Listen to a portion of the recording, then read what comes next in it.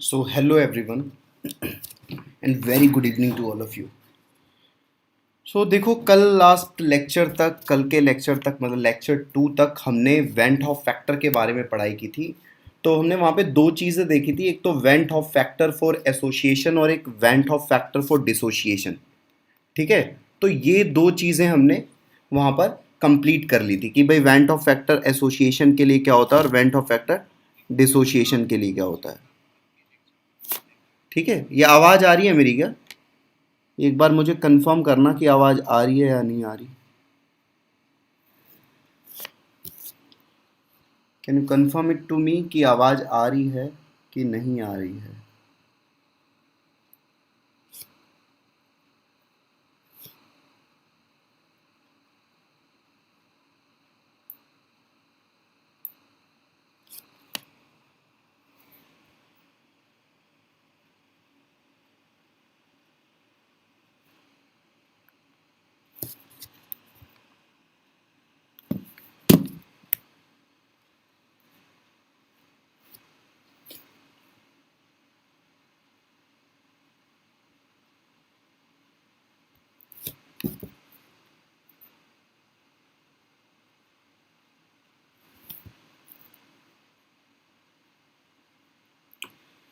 सो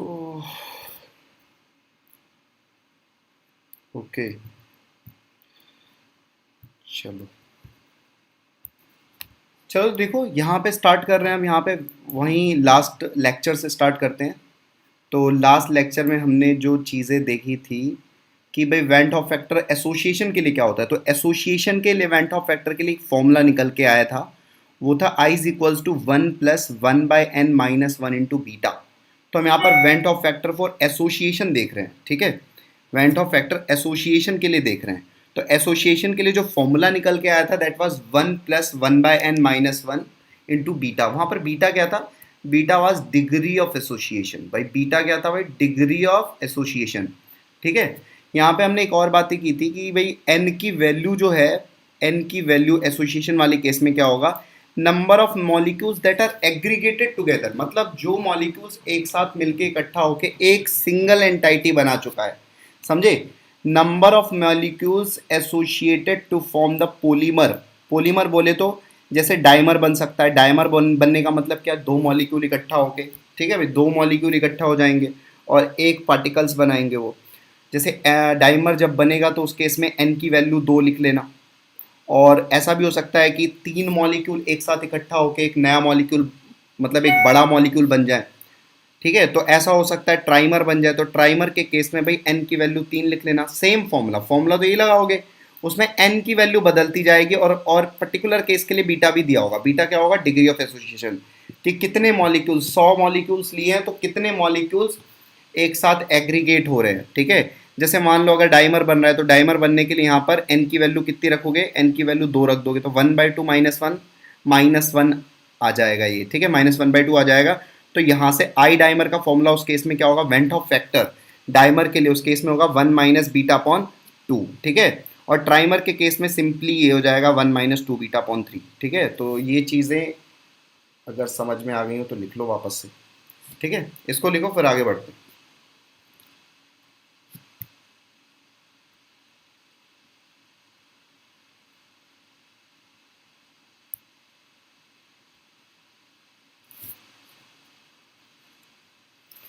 इसको लिख के कंप्लीट करो, फिर मुझे बताओ कि कंप्लीट हो गया, फिर आगे बढ़ते हैं ये वाली चीज़। ठीक है,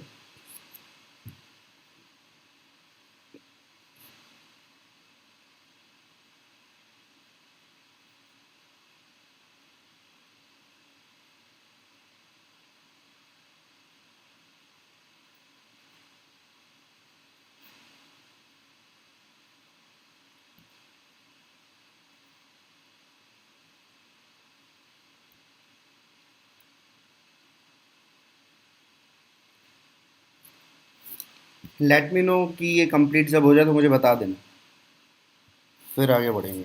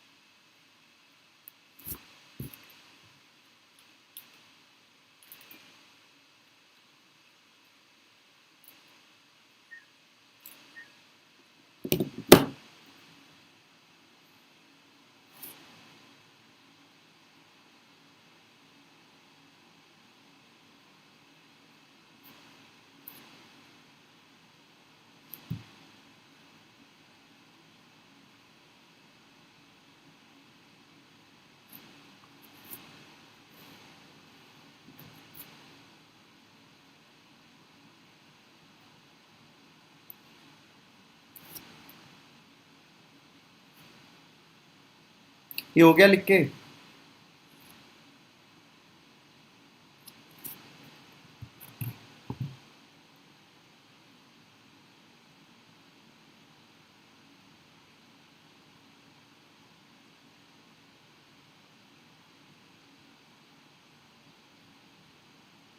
कुछ लोग पीछे हैं मुझे लग रहा है, तो वो लाइव जहाँ पर लिखा आ रहा है वहाँ पर एक बार क्लिक कर दें, क्योंकि शायद उनका स्ट्रीम पीछे चल रहा है, वो पीछे चल रहे हैं थोड़ा सा। तो एक बार लाइव पर क्लिक कर दोगे तो फिर सही टाइम पर आ जाओगे। ठीक है, कुछ लोग ज़्यादा पीछे चल रहे हो तो उसको लाइव पर क्लिक करके करेक्ट टाइम पर आओ पहले। चलो ठीक है, ये हो गया होगा। ठीक है, अब देखो एक क्वेश्चन है तुम्हारे लिए। अभी क्वेश्चन करो पहले, ये वाला क्वेश्चन। ठीक है, ये क्वेश्चन आपको सॉल्व करना है, ये वाला एक सेकेंड ना, ये वाला आपको क्वेश्चन सॉल्व करना है, ये वाला क्वेश्चन सॉल्व करना है। ये क्वेश्चन सॉल्व करके इसका आंसर बताओ, बहुत सिंपल सा क्वेश्चन है, जल्दी सॉल्व कर दो। सॉल्व दिस क्वेश्चन, सॉल्व करना है। ठीक है,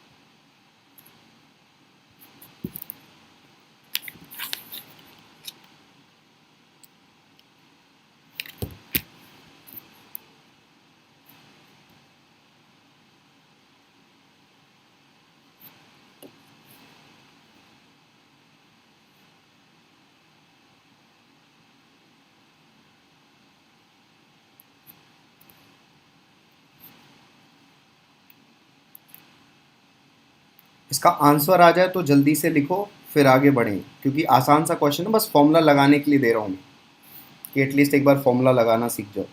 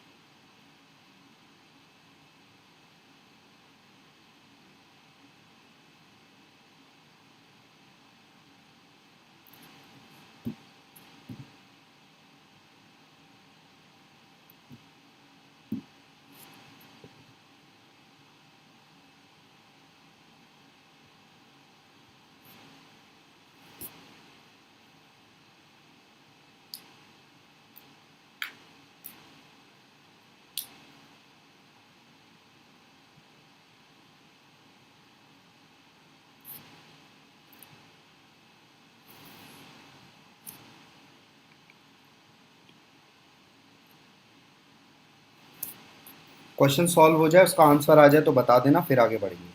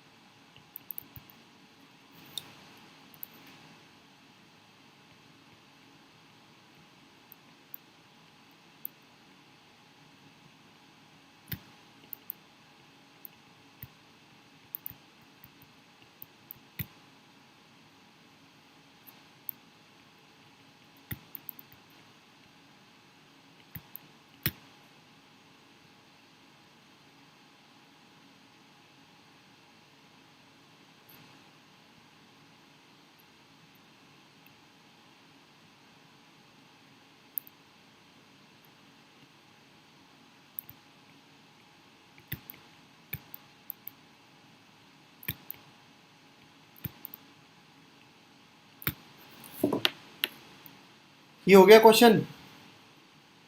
आंसर क्या है इसका, आंसर बताओ आंसर।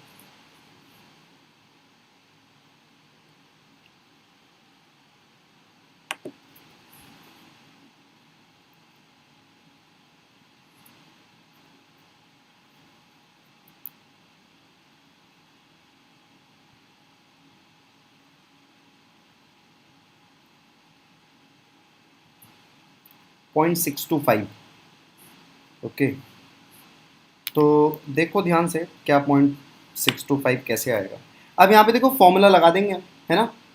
फॉर्मूला क्या है, डायमर बनाने के लिए फॉर्मूला यहाँ पे लिखा हुआ है ना हमने। डायमर बनाने के लिए फॉर्मूला क्या है, 1 - β/2। ठीक है, तो 1 - β/2। बीटा बीटा की वैल्यू कितनी रखेंगे, 75% है। तो 75% का मतलब कितना हो गया, बीटा बराबर 3/4 हो गया।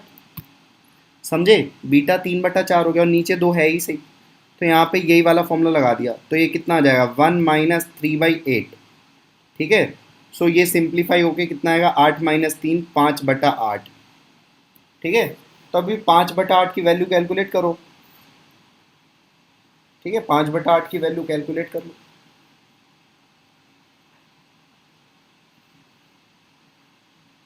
तो 0.625 आएगा।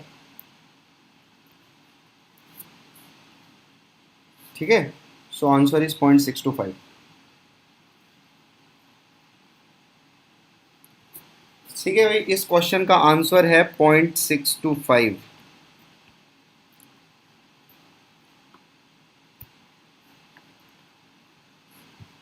हो गया, ये सबका हो गया।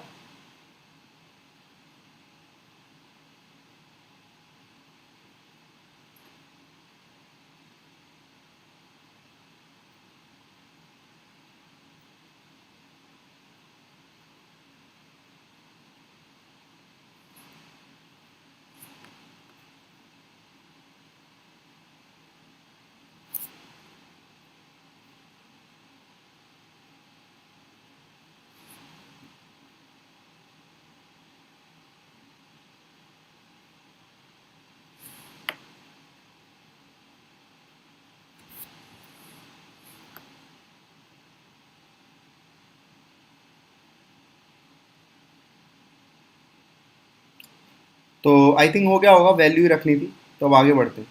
ध्यान दो, जो चीज़ें हमने पढ़ी हैं, तो देखो हमने बहुत सारी कॉलिगेटिव प्रॉपर्टीज़ का जिक्र किया है स्टार्टिंग में। ठीक है, तो उसमें एक प्रॉपर्टी ऑस्मोटिक प्रेशर है, relative lowering in vapour pressure है, elevation boiling point, depression freezing point. तो ये सारी बातें हमने ऑलरेडी की हुई हैं। ठीक है, अब ध्यान दो, जो भी ऑब्जर्व्ड कॉलिगेटिव प्रॉपर्टी होगी, है ना, मतलब हम क्या करेंगे, कुछ तो कॉलिगेटिव प्रॉपर्टी एक्सपेक्ट करेंगे। जैसे मान लो हमने 5 पार्टिकल डाले, तो हमारे एक्सपेक्टेशन थे कि इस सोल्यूशन के अंदर 5 ही पार्टिकल है, लेकिन वो हो सकता है 10 निकल आए। तो ऑब्जर्व्ड कॉलिगेटिव प्रॉपर्टी कुछ और होगी, एक्सपेक्टेड कॉलिगेटिव प्रॉपर्टी कुछ और होगी। ठीक है, तो ऑब्जर्व्ड कॉलिगेटिव प्रॉपर्टी हमेशा, अगर आपको चाहिए ऑब्जर्व्ड कॉलिगेटिव प्रॉपर्टी बोलने का मतलब क्या है, वास्तविक कॉलिगेटिव प्रॉपर्टी, जो इन रियलिटी कॉलिगेटिव प्रॉपर्टी। तो इन रियलिटी कॉलिगेटिव प्रॉपर्टी निकालना होगा, तो उसको वेंट ऑफ फैक्टर से मल्टीप्लाई करेंगे। ये वेंट ऑफ फैक्टर से एक्सपेक्टेड कॉलिगेटिव प्रॉपर्टी मल्टीप्लाई करेंगे हमेशा। जैसे मान लो फॉर एग्जांपल तुमको ऑस्मोटिक प्रेशर कैलकुलेट करना है, अभी देखेंगे आगे कैसे करेंगे। ऑस्मोटिक प्रेशर अगर मान लो तुम्हें कैलकुलेट करना है, तो आई को मल्टीप्लाई कर दोगे जो भी तुम एक्सपेक्ट कर रहे हो एक्सपेक्टेड ऑस्मोटिक प्रेशर से। ठीक है, तो वास्तविक ऑस्मोटिक प्रेशर मिल जाएगा। आई होप ये बात समझ में आ रही होगी, क्योंकि वास्तविक कुछ और होगा, हम जो पार्टिकल्स डाल रहे हैं वो बाद में जाके डिसोशिएट हो जाएंगे, तो रियलिटी कुछ और होगी। तो इसलिए ऑब्जर्व्ड ऑस्मोटिक प्रेशर ही हम निकालेंगे, यही होगा ऑस्मोटिक प्रेशर। ठीक है, आई होप ये बात समझ में आएगी, लिख लो इसे।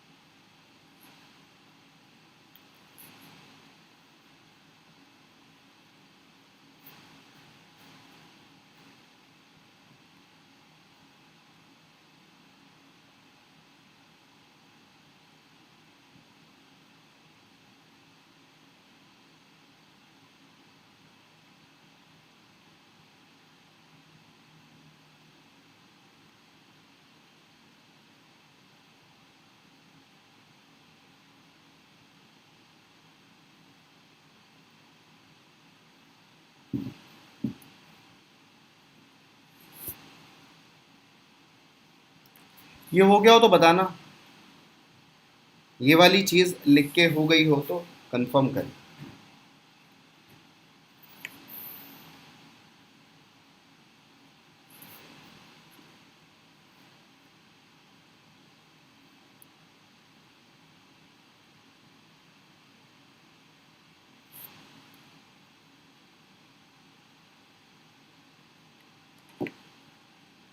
ओके,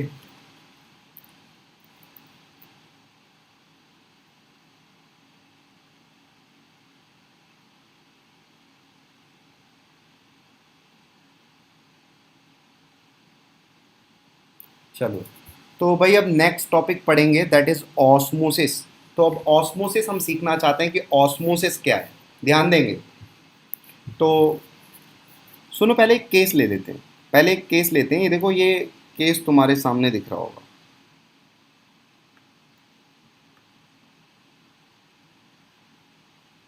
ठीक है। एक सेकंड ना, इसको मैं कंप्लीट कर देता हूँ। ये देखो, एक सेकंड, चलो सुनो।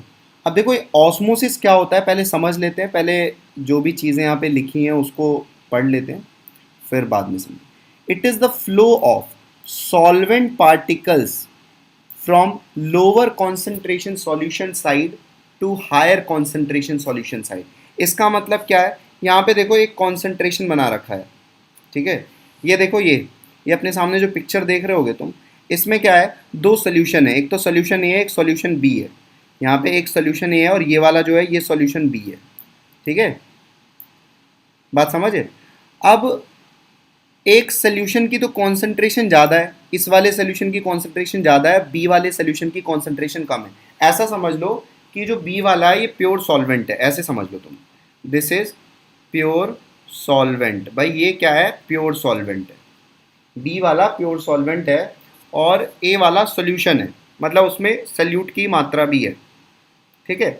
अब आप मुझे बताओ, मुझे ये बताओ कि बी वाला साइड में और ए वाले साइड में फ्लूइड का प्रेशर कहाँ पर ज़्यादा होगा, फ्लूइड कहाँ पर ज़्यादा प्रेशर रखेगा, बी वाली साइड ज़्यादा प्रेशर रखेगा या ए वाली साइड ज़्यादा प्रेशर रखेगा, ये तुम्हें बताना है, ये तुम्हें बताना है। मैं आपको बता रहा हूँ, बी में प्योर सॉल्वेंट का केस मान लो कि खाली खाली पानी है, और ए में कोई सल्यूशन है, उसके अंदर मान लो ग्लूकोज पाउडर है, ग्लूकोज पाउडर डाल दिया वाटर के अंदर, वो ए के अंदर पड़ा हुआ और बी के अंदर सिर्फ पानी है। अब बताओ बी का प्रेशर ज़्यादा होगा, ए का प्रेशर ज़्यादा होगा, प्रेशर कहाँ ज़्यादा होगा ये बताना है फ्लूइड का।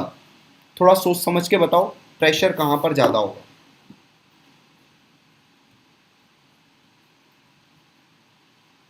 बहुत बढ़िया है ना, बी का प्रेशर ज़्यादा होगा।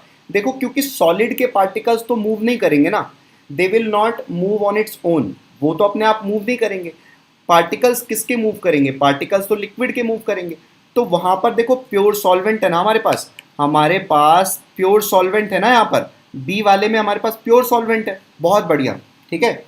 तो देखो बी वाले में तो प्योर सॉल्वेंट है, तो बी प्योर सॉल्वेंट होने की वजह से लिक्विड के मॉलिक्यूल्स तेजी से बी से ए की तरफ जाना चाहेंगे, क्योंकि बी के साइड प्रेशर ज़्यादा है। तो तुम्हें ये समझ में आ रहा होगा ना कि जो सॉल्वेंट के मॉलिक्यूल्स होंगे वो बी से ए की तरफ जाना चाहेंगे, क्योंकि बी वाला उनको धक्का दे देगा, क्योंकि बी का प्रेशर ज़्यादा है। तो सॉल्वेंट के मॉलिक्यूल्स बी से ए की तरफ जाएंगे। अब कैसे जाएंगे, अब देखो बीच में ये जो रेड कलर का ये दिख रहा है, ये सेमी परमिएबल मेम्ब्रेन है। अब सेमी परमिएबल मेम्ब्रेन क्या होता है, ये एक ऐसी मेम्ब्रेन है जो सिर्फ सॉल्वेंट मॉलिक्यूल्स को अलाउ करेगा एक साइड से दूसरे साइड जाने के लिए, ठीक है। तो आसानी से बी से ए सॉल्वेंट के मॉलिक्यूल्स ट्रांसफर होना स्टार्ट कर देंगे, और कब तक होंगे, जब तक कि दोनों साइड ए और बी साइड का प्रेशर बराबर नहीं हो जाता। आई होप ये बात समझ में आई होगी कि क्यों बी से ए की तरफ पार्टिकल्स मूव कर रहे हैं, क्योंकि बी की तरफ प्रेशर ज़्यादा है, वहाँ पे प्योर सॉल्वेंट है तो लिक्विड के मॉलिक्यूल ज़्यादा हैं, इसलिए वो प्रेशर एक्सर्ट करेंगे ए साइड, तो सेमी परमिएबल मेम्ब्रेन के थ्रू चले जाएंगे। तो यहाँ पर देखो सॉल्वेंट पार्टिकल्स की मूवमेंट हो रही है, कहाँ से कहाँ, बी टू ए, और बी क्या है, side of lower concentration, A क्या है, साइड ऑफ हायर कॉन्सेंट्रेशन। तो सॉल्वेंट पार्टिकल्स मूव कर रहे हैं लो कॉन्सेंट्रेशन से higher concentration. This process is called as osmosis. तुम ये बताओ, तुम्हें ऑस्मोसिस समझ में आया। सबसे पहले ये कंफर्म करो कि तुम्हें जो जो बातें बोली गई हैं वो समझ में आई कि नहीं।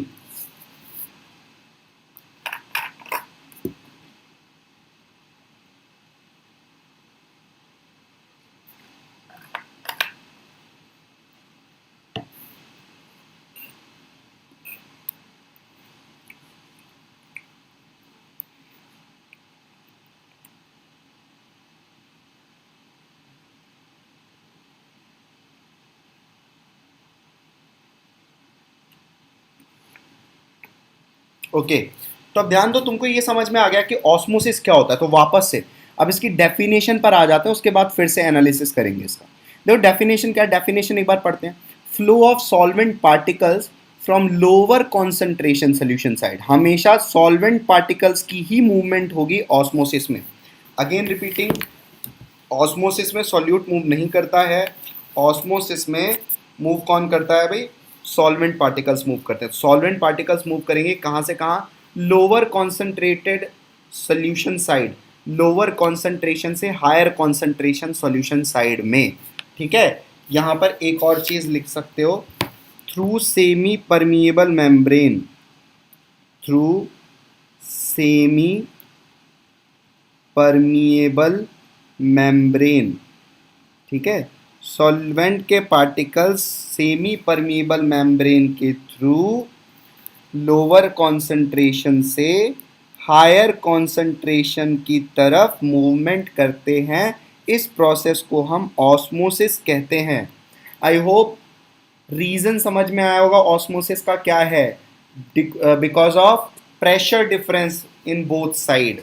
तो ये चीज़ अब तुमको समझ में आ गई होगी, पहला वाला पॉइंट। अब देखो दूसरा पॉइंट क्या है। These solvent particles flow, these solvent particles flow because fluid pressure will be more towards less concentration side. जहां पर कॉन्सेंट्रेशन कम होगा वहां का प्रेशर ज़्यादा होगा। Because amount of solvent particles is more at lower concentration side. जहां पर concentration कम होगी वहां पर सॉल्वेंट ज़्यादा होंगे ना, क्योंकि वहां जहां कॉन्सेंट्रेशन कम होगी तो सॉल्वेंट ज़्यादा रहे होंगे। ठीक है, तो इसलिए प्रेशर भी ज़्यादा हो गया होगा। आई होप ये चीज़ें आपको समझ में आ चुकी हैं, और अगर ये चीज़ें आपको समझ में आ चुकी हैं तो आप यहाँ से इसको लिख लो। ठीक है,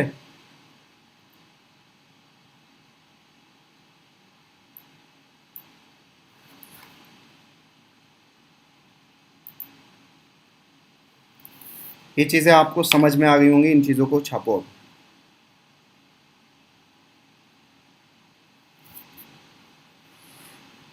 we can deduct concentration according to pressure, बाद में भी बात करेंगे इसकी। अभी तो मैं ऑस्मोसिस लिखना है, अभी सिर्फ ऑस्मोसिस पर फोकस करो।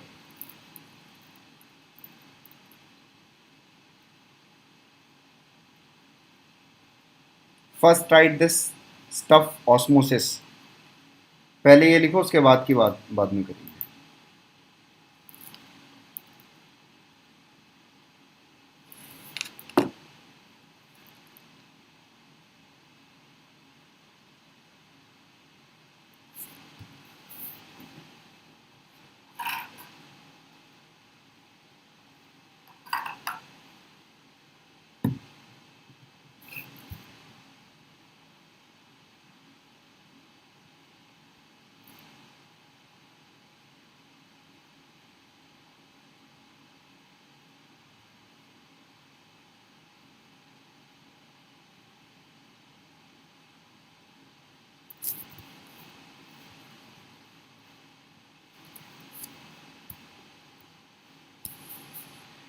मैंने टेलीग्राम ऐप पर कुछ जी शाइन ई लर्निंग पर जाके, अगर तुमने ज्वाइन किया होगा तो वहाँ पे कुछ पीडीएफ और क्वेश्चंस भेजे हैं, तो वो क्वेश्चंस देख सकते हो। टेलीग्राम ऐप डाउनलोड करके जी शाइन ई लर्निंग टाइप करना है सर्च में जाके, तो फिर वहाँ से आप ज्वाइन हो सकते हो चैनल पर।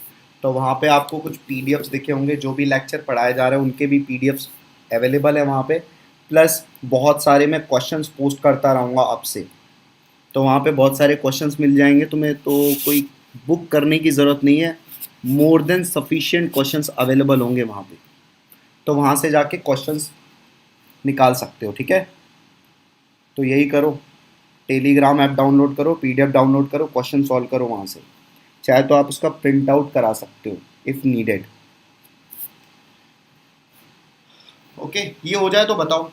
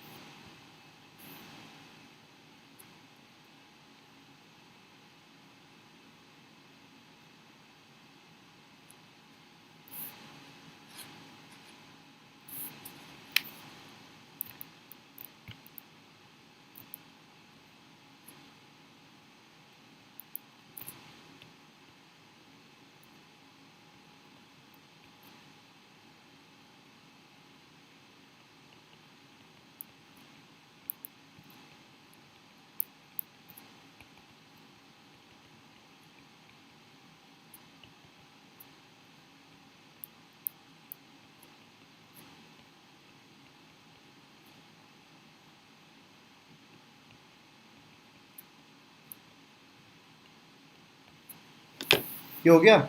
चलो, तो आगे ये भी लिख लो, ये फिगर बना के लिख लो सारी चीज़ें।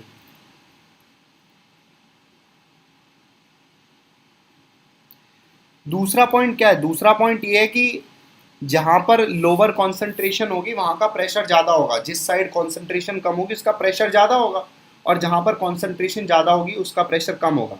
तो पार्टिकल्स हायर प्रेशर से लोअर प्रेशर की साइड मूव करना चाहेंगे, ठीक है। तो इस वजह से जो सॉल्वेंट पार्टिकल्स होंगे वो बी से ए की तरफ मूवमेंट करना चाहेंगे through semi permeable. Semi permeable membrane क्या है? आपने कभी किसी चीज़ से फिल्टरेशन किया है? जैसे मान लीजिए कोई चीज़ है तो आप फिल्टर करोगे तो सॉलिड पार्टिकल्स तो उसी पर रह जाएंगे और लिक्विड पार्टिकल्स उस फिल्टरेशन के थ्रू बाहर आ जाएंगे। तो वही है सेमी परमिएबल मेम्ब्रेन, ठीक है। एनिमल सेल होती है।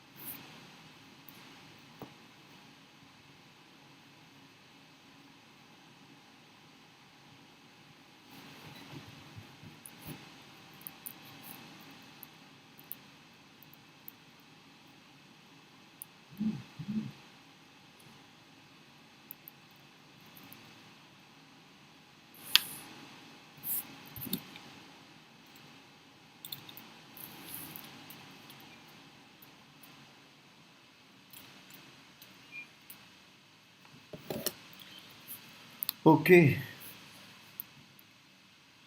तो आई होप ये कंप्लीट हो गया है। अब ध्यान दो, अब फिर से एक केस एज्यूम करते हैं। सुनो, अब हम क्या करते हैं ना कि ये जो मतलब बी से ए की तरफ प्रेशर आ रहा है ना, बी से ए की मतलब बी से ए की तरफ सॉल्वेंट के पार्टिकल्स मूव कर रहे हैं ना। अब मान लो सॉल्यूशन ए साइड में हम एक्सटर्नल प्रेशर एक्सर्ट कर दें ऊपर से, ठीक है।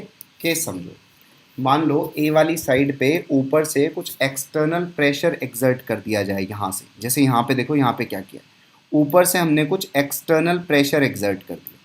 तो एक्सटर्नल प्रेशर एक्सर्ट करने से क्या होगा? एक्सटर्नल प्रेशर एक्सर्ट करने से ये होगा कि भाई ये वाली साइड जो है, ये वाली साइड, तो इस वाली साइड का भी प्रेशर बढ़ जाएगा, है ना। ए वाली साइड का प्रेशर एक्चुअली क्या था? कम था। बी वाली साइड का प्रेशर ज़्यादा था। तो अब ऐसा करने से होगा क्या? इस वाली साइड का भी प्रेशर बढ़ जाएगा, और हमने उतना ऊपर से प्रेशर एक्सर्ट कर दिया जितना इस वाले सोल्यूशन और इस वाले सोल्यूशन के बीच में डिफरेंस था। मतलब ये बी वाले सोल्यूशन का प्रेशर ज़्यादा था, ए वाले सोल्यूशन का प्रेशर कम था, तो कुछ तो डिफरेंस था ना, तो वो डेल्टा पी था। इतना प्रेशर डिफरेंस था P B minus P A का। अब उतना ही प्रेशर हमने एक्स्ट्रा लगा दिया ए साइड में। ए साइड जितना प्रेशर कम था उतना प्रेशर हमने एक्स्ट्रा एक्सर्ट कर दिया। तो क्या होगा? ऑस्मोसिस होगा क्या? मैं क्वेश्चन पूछ रहा हूँ, क्या ऑस्मोसिस होगा? ये क्वेश्चन है, पहले क्वेश्चन का आंसर दो। मैंने बोला कि जो भी एक्सेस प्रेशर था, मतलब जो भी एक्स्ट्रा प्रेशर बी साइड में ज़्यादा था, उतना ही प्रेशर ए साइड में और एक्सर्ट कर दिया मैंने बाहर से। तो अब बताओ क्या ऑस्मोसिस होगा? ये क्वेश्चन है, पहले तो बताओ ऑस्मोसिस होगा तो बताओ, फिर आगे बात करें।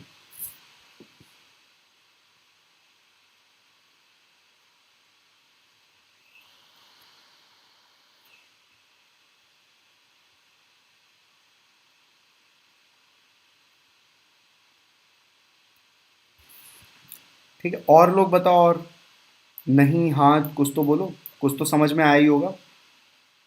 बी वाले मॉलिक्यूल्स इधर भाग रहे थे, है ना। क्यों भाग रहे थे? क्योंकि बी साइड प्रेशर ज़्यादा था, यहाँ पर प्रेशर बहुत ज़्यादा था। ठीक है भैया, तो इनको बी वाले जो भी सॉल्वेंट के मॉलिक्यूल्स थे ये इधर भागने लगे, ठीक है, इतना ज़्यादा प्रेशर था। ठीक, अब अगर हम ऊपर से प्रेशर लगाएंगे तो यहाँ के जो मॉलिक्यूल्स होंगे ये भी तो इसको कंप्रेस करने लगेंगे, है ना। अगर हमने इतना प्रेशर लगा दिया कि जितने प्रेशर से बी ए को एग्जर्ट कर रहा था उतने ही प्रेशर से अब ए बी को एग्जर्ट करने लगा, अगर ऐसा होने लगा तो भाई क्या होगा, तो ऑस्मोसिस होगा ही नहीं, है ना, ऑस्मोसिस बंद हो जाएगा। तो अब ये जो एक्स्ट्रा प्रेशर हमने एक्सर्ट किया है, कहाँ पर एक्सर्ट किया है, हायर कॉन्सेंट्रेशन साइड, जहां पर कॉन्सेंट्रेशन ज़्यादा है उस साइड हमने extra pressure, external pressure exert कर दिया, ठीक है। तो ये जो एक्स्ट्रा प्रेशर हमने एक्सर्ट किया है to stop the process of osmosis, this is called as osmotic pressure. देखो क्या लिखी है बात, now if external pressure is applied at higher concentration side and this external pressure is equal to the difference of pressure at side B and side A, मतलब जितना ज़्यादा pressure था B side में उतना हमने A साइड में और लगा दिया, तो अब तो B और A का प्रेशर क्या हो जाएगा, बराबर हो जाएगा, तो ऑस्मोसिस नहीं होगा, ठीक है। Now what will happen, it will happen the spontaneous flow, spontaneous flow मतलब जो अपने आप सॉल्वेंट के मॉलिक्यूल्स फ्लो कर रहे थे बी से ए की तरफ, वो बंद हो जाएंगे, दे विल स्टॉप। इसका मतलब ये है कि भाई ऑस्मोसिस विल स्टॉप, ऑस्मोसिस बंद हो जाएगा। और ये जो हमने एक्स्ट्रा प्रेशर एक्सर्ट किया है, एक्स्ट्रा प्रेशर, इसी प्रेशर को हम क्या बोलते हैं, ऑस्मोटिक प्रेशर। भाई ये जो एक्स्ट्रा प्रेशर हमने एक्सर्ट किया है डेल्टा पी, इसी प्रेशर को हम बोलेंगे ऑस्मोटिक प्रेशर, ठीक है भाई, ऑस्मोटिक प्रेशर, ठीक है, इसी को हम बोलेंगे ऑस्मोटिक प्रेशर। तुम्हें ये समझ में आया ऑस्मोटिक प्रेशर क्या है, अगर आया तो फिर इसे लिखो,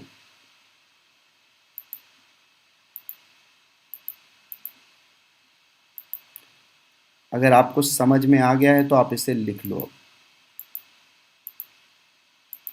कॉपी करो।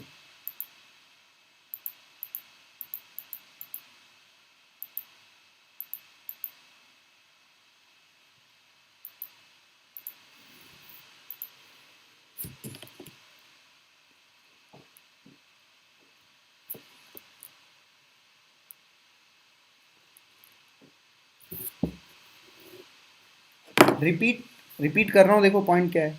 मैंने बोला कि एक साइड, ए साइड में प्रेशर क्या है, कम था ना, ध्यान सुनना, ए साइड में प्रेशर कम था, तो बी साइड में, मतलब बी साइड में ज़्यादा था, ए साइड में कम था, तो हमने क्या किया कि भाई बी साइड, ओ सॉरी, ए साइड में थोड़ा और प्रेशर एक्सर्ट कर दिया, ठीक है।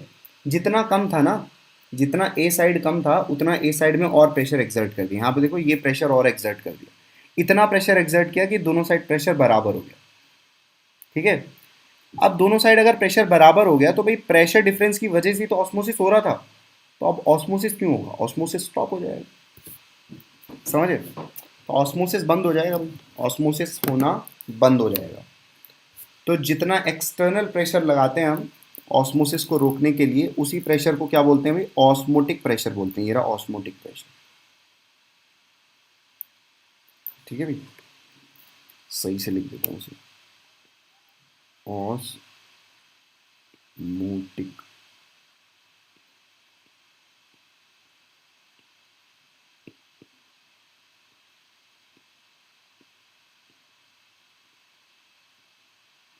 प्रेशर।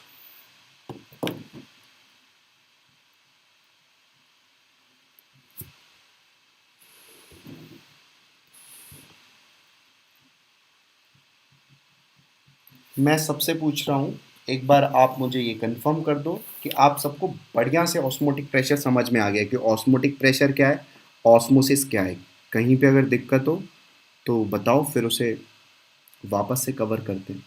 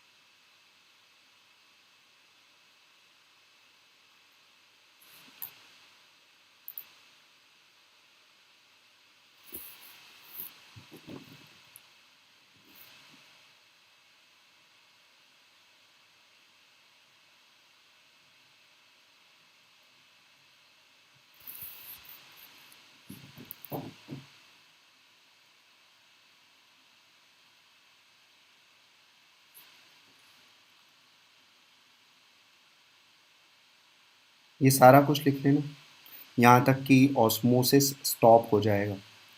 जो लास्ट लाइन दिख रही है, सॉल्वेंट मॉलिक्यूल्स बी से ए स्टॉप हो जाएंगे, इसका मतलब है ऑस्मोसिस स्टॉप हो जाएगा।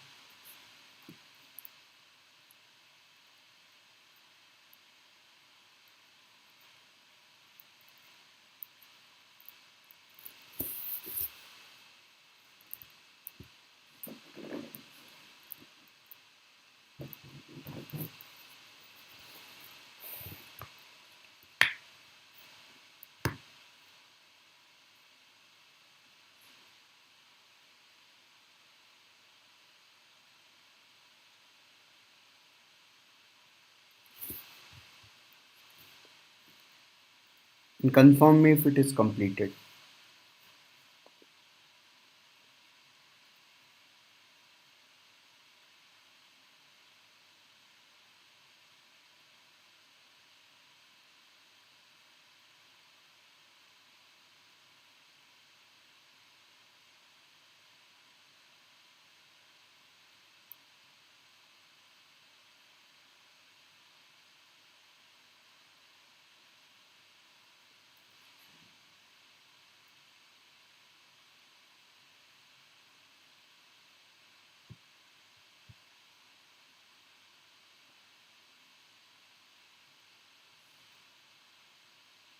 ओके,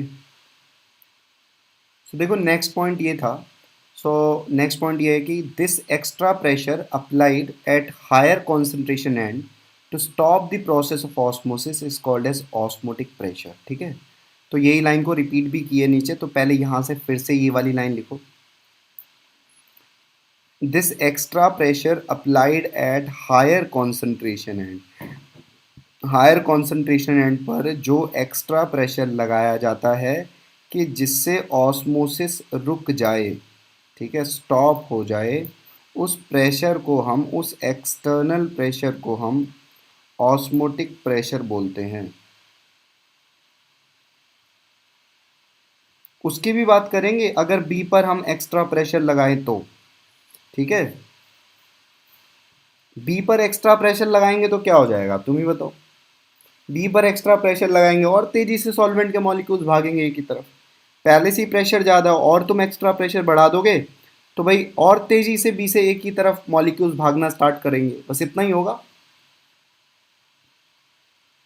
इससे ज़्यादा क्या होगा। ठीक है क्या, आई होप समझ में आ गई ये लाइन कि अगर हम बी पर और एक्स्ट्रा, बी पर एक्सर्ट कर दें प्रेशर तो क्या होगा। बी पर एक्सर्ट करेंगे तो और तेजी से बी से एक ही तरफ सॉल्वेंट के मॉलिक्यूल्स भागना स्टार्ट कर देंगे, मतलब ऑस्मोसिस और तेज हो जाएगा।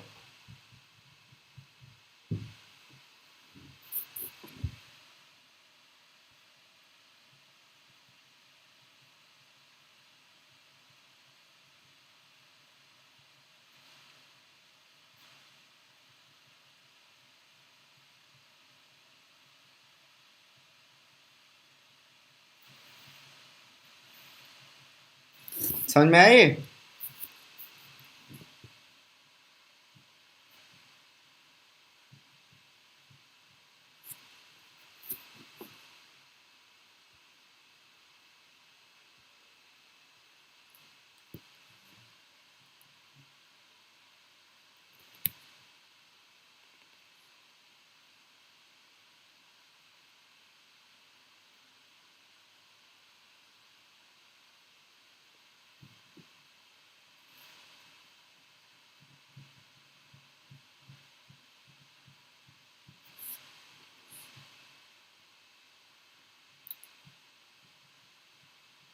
ठीक है भाई, तो अब ऑस्मोटिक प्रेशर को हेडिंग लगा लो, और हेडिंग लगाने के बाद इसकी पहले तो डेफिनेशन लिख लो, वापस से ये चीज़ रिपीट करनी है। It is the extra pressure that is applied the higher concentration end to stop the process of osmosis is called as osmotic pressure. तो वापस से डेफिनेशन लिख लो, ये पूरी डेफिनेशन कि ऑस्मोटिक प्रेशर क्या होता है। ठीक है, तभी आगे बढ़ेंगे।